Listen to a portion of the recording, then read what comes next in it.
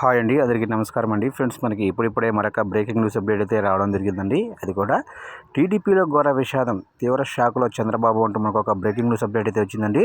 అయితే అందుకు సంబంధించిన పూర్తి వివరాలు మన వీడియోలో తెలుసుకుందామండి. వీడియో ఎక్కడ స్కిప్ చేయకుండా చూడండి ఫ్రెండ్స్, అప్పుడే మనకి పూర్తి సమాచారం అయితే అందుతుంది. ఇక లేట్ చేయకుండా టాపిక్ అయితే తెలుపుతాము. ఇక్కడైతే చూడండి ఫ్రెండ్స్, ఏపీలోని ఏలూరు జిల్లా మండవల్లి మండలం కొనుగోలులో పండగ పూట విషాదం చోటు చేసుకుంది. ఇంటి ముందు ముగ్గులు వేస్తుండగా అక్కా చెల్లెళ్లపైకి లారీ దూసుకెళ్లింది. ఈ ఘటనలో ఒకరు మృతి చెందగా మరొకరికి గాయాలైతే అయ్యాయి.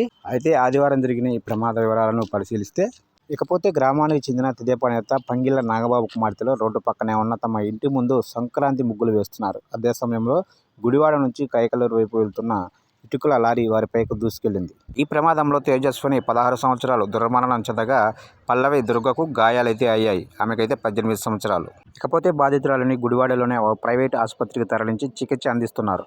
లారీ డ్రైవర్ను ప్రకాష్ రావుగా గుర్తించి పోలీసులు అదుపులోకి తీసుకున్నారు. నాగబాబు కుమార్తె మృతితో పెద్ద సంఖ్యలో టీడీపీ నేతలు కొనుగోలుకు చేరుకున్నారు. నిందితుడిని కఠినంగా శిక్షించాలని గ్రామస్తులతో కలిసి జాతీయ రహదారిపై బైఠాయించి నిరసన తెలిపారు. తేజస్విని, పల్లవి దుర్గ ముదినేపల్లిలోని ఓ కళాశాలలో ఇంటర్ చదువుతున్నారు.